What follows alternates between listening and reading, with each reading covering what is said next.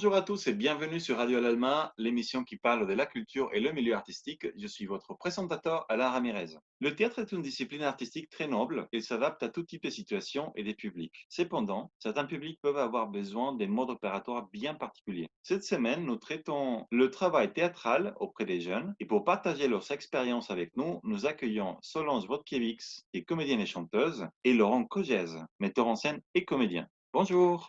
Bonjour. Bonjour Alain. Bah, écoutez, bienvenue, merci d'être là. Aujourd'hui, on va parler du coup du théâtre, mais le théâtre qu'on fait avec les jeunes. Après jeunes, c'est un terme assez large parce que ça peut englober des enfants, des adolescents, des gens adultes. À vous de partager votre expérience avec nous et nous dire exactement quel type de jeunes vous avez pu côtoyer dans votre expérience pratique du théâtre. Alors, du coup, on le sait, généralement, il y a un éveil culturel qui s'est fait quand les enfants sont en école primaire. Ils commencent à découvrir les contes, la peinture, la musique, le théâtre. Du coup, quand ils arrivent à l'étape d'adolescente, en général, ils ont déjà été un petit peu sensibilisés par rapport à ça. Je dis en général parce que c'est pas non plus le cas de tous les jeunes. Et du coup, est-ce que vous avez eu à faire plutôt à des jeunes qui avaient eu un bon éveil artistique ou vous avez commencé à zéro avec des groupes plutôt compliqués à mettre dans le bain artistique? Qu'est-ce que vous avez vécu déjà? Oui, Laurent. Oui, sur l'éveil ou non que les jeunes ont pu avoir, ça dépend vraiment des groupes et souvent, effectivement, c'est très variable même à l'intérieur d'un groupe. Il y en a qui, ont été dans des clubs théâtre ou des options théâtre et cetera et d'autres, non. En tout cas, de mon expérience, moi, j'ai jamais travaillé avec des enfants. J'ai très peu travaillé avec des collégiens et j'ai quasiment exclusivement travaillé avec des lycéens, donc je ne pourrais parler que de ça. Bah, c'est parfait déjà. Et toi, Solange? Alors, moi, j'ai pu travailler avec des enfants et donc le théâtre avec les enfants, c'est quand même clairement d'abord tout ce qui est de jeu. Il faut trouver vraiment l'endroit où ça devient du théâtre petit à petit, mais on peut vraiment les faire travailler sur la notion de groupe, les notions de chœur et puis travailler sur l'imaginaire parce que c'est vrai que les enfants partent quand même très bien dans l'imaginaire malgré tout. Après, au niveau des collégiens, ça se pose déjà un petit peu plus, c'est les questions de pourquoi ils sont là. Parce que souvent, si on intervient pour le collège, par exemple, ils n'ont pas forcément choisi d'être là, ce qu'on peut retrouver aussi avec les lycéens. Et donc là, c'est différent si on intervient dans une classe ou si c'est des jeunes qui sont inscrits en atelier. Et là, il y a quand même plus un désir. Donc il y a différentes choses. Mais c'est des publics qui sont souvent quand même intéressés au final. Même si au départ, ça peut être loin d'eux dans l'idée. Oui, c'est vrai que ça change énormément du fait que ça soit imposé par un établissement ou par les parents même,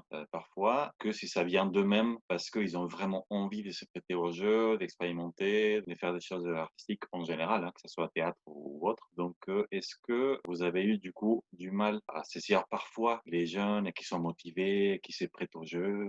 Oui, Laurent? Bizarrement, l'envie d'être, là, le fait de s'être inscrit ou de le subir, on va dire, en tout cas les premières heures, sans faire le malin, je trouve qu'il est plus intéressant de travailler avec un groupe qui n'a pas forcément envie d'être là et qui se pose la question de pourquoi on lui fait faire ça, plutôt parfois que de se retrouver avec des jeunes qui ont très, très envie de faire du théâtre et qui du coup voudraient bien que ça se passe un peu comme ils le veulent. Donc voilà, évidemment, c'est toujours plus agréable de se retrouver avec un groupe qui a une curiosité et une envie et etc. Mais dans le déroulé du travail, c'est souvent comment dire? C'est pas forcément moteur d'avoir dans un groupe des jeunes qui ont très, très, très envie de faire des scènes et de jouer. C'est pas forcément hyper moteur pour le reste du groupe. C'est-à-dire que de se retrouver avec un groupe dont ça fait partie du programme comme ça, la classe a été choisie, même si c'est plus difficile parce qu'il va falloir les mobiliser, il va falloir leur donner confiance, il va falloir, leur donner envie, il va falloir le travail de la rencontre et de la confiance, il va être plus grand, mais souvent le travail est beaucoup plus intéressant. Après, je pense aussi qu'il y a, enfin, pour rejoindre ce que dit Laurent, je suis assez d'accord. Je pense qu'il y a aussi de qu'est-ce qu'on a à dire et de comment on se représente le théâtre. Parce que souvent, les personnes qui sont très, très, très motivées ont déjà une image du théâtre, ont déjà une petite expérience de théâtre, mais rien qu'en tant que spectateur. Et il y a une question ils se posent peut-être moins la question que le théâtre peut être intéressant pour eux, peut parler de ce qu'ils vivent ou peut leur permettre de raconter des choses. Et aussi, souvent, il y a déjà une envie de faire du théâtre dans un prolongement. Donc, c'est un peu biaisé. Alors que des ados ou des lycéens qui seront un peu éloignés du théâtre, effectivement, ça va peut-être être plus dur de leur donner cet accès au théâtre, mais de leur montrer qu'ils ont tout à fait leur place, enfin, même s'ils n'en font pas, et la majorité n'en font pas, et c'est très bien, mais de leur dire qu'ils ont une parole qui a une place, que ça peut leur apporter aussi des choses au niveau du corps, au niveau de la respiration, au niveau de comment ils se sentent dans un groupe, de comment ils prennent la parole, et rien que de l'expérience de vivre ça en fait, parce que avant tout, enfin, oui, c'est du jeu, c'est un plaisir, et c'est quand même une aventure qui peut être chouette à vivre. Et ça va dans ce sens-là, du coup, vos interventions en général, quand vous allez travailler avec des ados et tout ça, c'est vraiment pour ça, pour essayer d'ouvrir un petit peu leur expérience et qu'ils se sentent plus à l'aise, qu'ils retrouvent la confiance en soi, voilà, ou c'est purement artistique la démarche? Non, la démarche, elle est purement artistique de mon point de vue et dans comment j'essaye de le mettre en place, mais c'est des choses qui en découlent en fait. Le travail que je fais, il est purement artistique puisque même si, par exemple, avec des lycéens que je vois régulièrement en option théâtre en terminale, on fait du travail de scène en fait. C'est-à-dire qu'on bachote la scène pour le bac. On fait pas que ça évidemment. Mais même si on fait ça, finalement, il y a énormément de choses qui arrivent. C'est-à-dire que par le fait d'avoir fait des exercices d'échauffement, fait plein de choses, hein, mais d'avoir travaillé des scènes.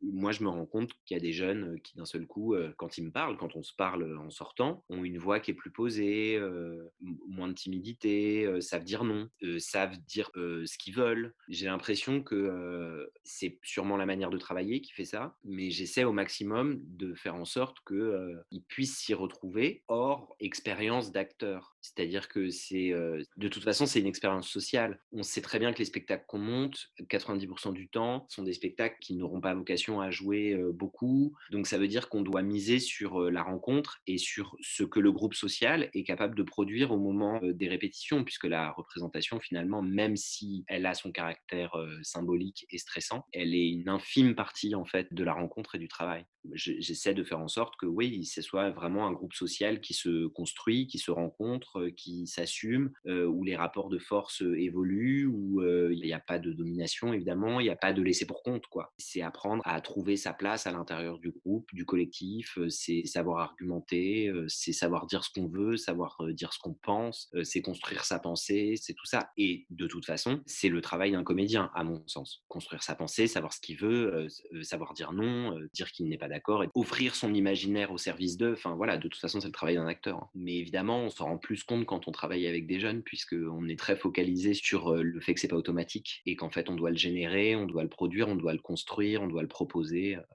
Voilà. C'est vrai que par rapport à ce que tu dis, c'est différent quand tu travailles avec cette tranche d'âge qu'avec des adultes. Les adultes, en général, sont plus conscients de ce type de choses. Et d'ailleurs, ils viennent chercher directement ça dans le théâtre, même s'ils savent qu'ils vont pas devenir des comédiens par la suite. Tandis que les jeunes ne voient pas ça pour la plupart. Ils voient, oui, c'est un moment de divertissement et tout ça, on va rigoler, même si au fur et à mesure, ils comprennent par la suite qu'ils ont appris des choses et qu'ils ont changé. La finalité n'est pas vraiment de leur dire, allez, vous allez tous devenir des comédiens, on va faire un spectacle magnifique. C'est plus comme tu le dis, les processus, non? C'est un travail plus culturel et des sociétés qui est pour chercher la finalité d'un spectacle beau et bien cadré, où ils seront magnifiques sur scène. Ah bah, oui, oui. C'est que même dans l'expérience de spectateur, quand ils regardent leurs camarades, collègues, membres du groupe travailler, même dans leur expérience de spectateur, on essaie de se faire croire qu'on construit le spectacle de nos rêves et qu'on essaie de passer à tous les postes, c'est-à-dire d'être à la fois comédien et metteur en scène et spectateur. Et voilà, je crois que c'est ça qui est important, c'est cette idée de faire corps tous ensemble et de créer de la pensée ensemble, quoi, à quelque place qu'on soit. Complètement. Solange, tu voulais dire quelque chose?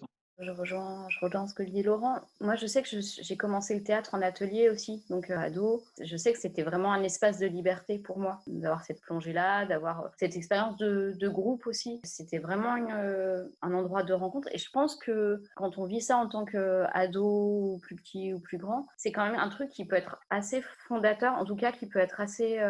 une expérience quand même qui peut être assez belle et assez dynamisante pour la suite. Et puis c'est quand même des aventures assez uniques, quoi. Après, il y a plein d'autres choses où, comme on peut retrouver ça peut-être dans le sport ou il y a plein d'endroits où on peut retrouver ça. Voilà. Et moi, je le vois quand même comme un espace de liberté et de possible. Après, il faut que ça soit bien fait et qu'il n'y ait pas de choses forcées ni mal vécues, évidemment, par les jeunes. Complètement. c'est quand même un endroit assez riche et aussi de leur dire qu'ils ont potentiellement ça entre les mains, de pouvoir raconter des histoires, de pouvoir exprimer des choses par leur corps, de pouvoir penser tout ça et mettre en espace tout ça et d'avoir aussi cette finesse de perception. Donc je pense que c'est plutôt des outils aussi qui peuvent servir dans sa vie après. Et puis aussi se dire qu'ils peuvent aller au théâtre. Du coup, en ayant fait, ça devient moins un objet lointain et obscur. Parce que c'est vrai qu'il y a beaucoup de choses pour les enfants, il y a beaucoup de choses, enfin il y a des choses encore pour les collégiens 6e, 5e, et c'est vrai qu'après il y a moins pour les lycéens. Et souvent, pourtant, on doit travailler avec des lycéens, ce qui est drôle, mais du coup, ils sont assez loin de ça. Ils imaginent ça comme quelque chose de très loin. Mais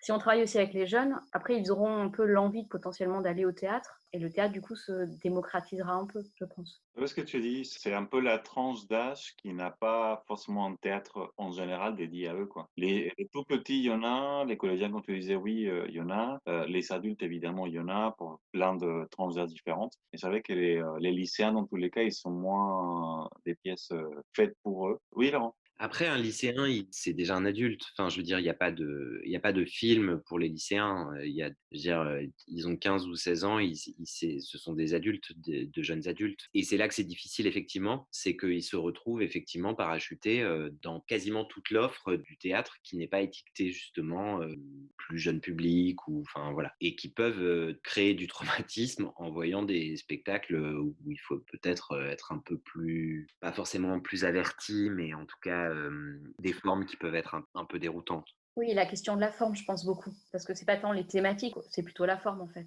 En parlant de ça, est-ce qu'il y a une limite dans les formes ou les thématiques justement quand tu disais, Solange? Est-ce qu'il y a des choses qu'il faut faire ou pas faire, ou traiter ou pas traiter avec eux? Bah, encore une fois, c'est comment c'est traité et comment aussi eux se sentent en confiance. Enfin, mais c'est comme avec des adultes ou avec des enfants, en fait. Il y a une responsabilité de toute façon à emmener des gens quelque part, à travailler avec des gens et bien sûr de respecter leur intégrité, de respecter ce qu'ils ont envie de dire. Après, peut-être que ce qui se joue encore avec les jeunes, c'est la question du groupe, toutes ces choses-là, peut-être. Oui, et si on parle de thématique, en tout cas, ça dépend de l'intervenant. C'est-à-dire qu'on ne peut pas emmener des jeunes n'importe où. Tout dépend de l'intervenant. Moi, je sais qu'il y a des choses que je ne peux pas travailler avec des jeunes. Je ne prendrai jamais le risque de le faire parce que même si j'ai une infime chance de me planter, je ne veux surtout pas le faire parce que c'est trop précieux et que c'est trop du gâchis de prendre un risque et qu'il vaut mieux, à mon sens, amener des thématiques, travailler d'une certaine manière, mais que sur des choses qu'on connaît très bien et qu'on a très fort envie de partager. Quand on sait de quoi on parle, c'est plus facile quand même de donner envie, quoi. Ouais,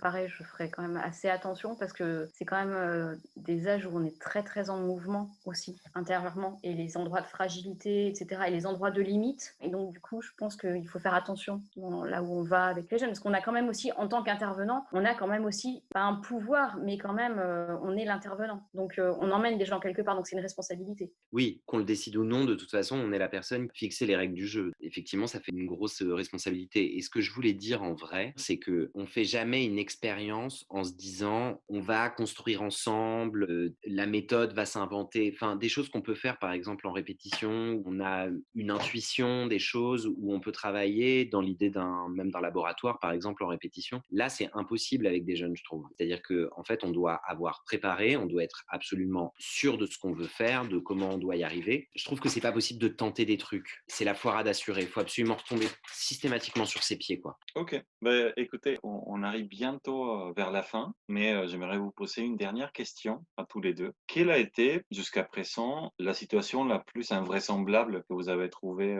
en travaillant avec des jeunes? Ça peut être le meilleur moment, la meilleure expérience ou la pire. Voilà, qu'est-ce que vous avez eu comme expérience comme ça qui vous a un peu marqué? Moi, il m'est arrivé un truc qui est drôle, mais j'espère que c'est pas le signe d'un formatage de ma part. On travaillait des scènes donc avec des jeunes d'une option théâtre, et à un moment, j'étais plutôt très content de ce qu'ils avaient fait. Et je les ai félicités. Et il y en a deux, trois dans la salle qui ont dit mais non, mais pas du tout, et qui ont repris exactement des termes que moi je peux employer, en disant que finalement, il fallait un travail plus exigeant et que ça aille plus loin, quoi. Et qu'ils étaient pas contents et qu'il fallait que ça soit davantage, alors que souvent, ils ont tendance tendance quand même à être, comment dire? À se féliciter et ce qui est très, très bien, hein, à trouver que ça suffit, à pas forcément savoir quoi faire pour encore aller plus loin dans la scène, dans le rapport entre les personnages ou dans les enjeux, de les pousser encore. Souvent, ils voient pas comment le faire et là, finalement, c'est eux qui proposaient. Bah, finalement, en fait, ils développent une exigence par rapport à ce qu'ils voient, par rapport à leurs copains, par rapport à eux-mêmes, qui est quand même très, très grande, en fait. Ça met du temps peut-être un peu à se créer au départ. Ils sont peut-être un peu réticents à accrocher au travail, des fois. Mais quand ça accroche, il y a un truc où ça devient très important pour eux, je trouve. Et ils le prennent vraiment à cœur et s'investissent beaucoup. Enfin, je trouve qu'il y a une question d'engagement qui est souvent grande et une exigence quand même aussi. Parfait. Et du coup, Solange? Non, c'est plutôt le côté où enfin, on dit que rien ne va advenir, que le spectacle, enfin, ça va être une catastrophe, et que même eux, ils n'ont pas envie. Et à la fin, je pense que les explosions de joie et de on l'a fait, je trouve ça toujours assez magnifique, quoi. Le moment où malgré tout, ça se fait sur scène et on est bluffé totalement. Et quand ils sortent, ils sont trop heureux. Et il y a un truc, je trouve, de dépassement qui est assez beau, je trouve. Voilà. Puis de les voir s'ouvrir sur scène. Ouais, c'est vrai qu'il faut croiser les doigts, mais souvent quand même la magie, elle opère, quoi. Ouais, de ouf. C'est la magie du théâtre, hein, la magie du théâtre, du spectacle vivant. Mais c'est marrant parce qu'à chaque fois, on croise les doigts, on serre les fesses, on a peur, on se dit que ça va jamais le faire et puis il y a toujours quelque chose qui mais parce qu'encore une fois, si le groupe a les bonnes bases, de toute façon, ça a lieu. Le collectif, il peut que briller, je crois. Surtout, quand c'est un travail comme ça avec des jeunes et où finalement, l'exigence dans la représentation, on n'est pas non plus obligé de la placer à tous les endroits, quoi. Oui, puis tu vois individuellement aussi le chemin. C'est vrai qu'il y a des éclosions, même qui seront sur un chemin beaucoup plus long. Il y aura encore plein de choses à faire, mais des ouvertures de corps, des voix qui se posent, et ça, c'est assez dingue, je trouve. C'est merveilleux. Je trouve ça merveilleux et bon, c'est parfait pour finir cette émission. On reste sur une note positive pour essayer d'aller toujours en avant et réussir à faire des choses que peut-être au début semblaient, impossibles ou presque impossibles. Donc c'est assez beau et c'est aussi assez gratifiant, je pense, de travailler avec des jeunes. Peut-être pas tout le temps, mais je pense qu'il y a un certain quelque chose qui donne une satisfaction à la fin. Donc voilà. Écoutez, je vous remercie de votre présence et d'avoir partagé votre expérience. Je vous dis à très vite. Et du coup, pour les gens qui nous écoutent, n'hésitez surtout pas à chercher un peu sur Internet ce qu'ils font nos invités, que ce soit en tant que comédien ou formateur théâtraux. De toute manière, Solange et Laurent sont des artistes formidables, donc ce sera forcément un travail de qualité.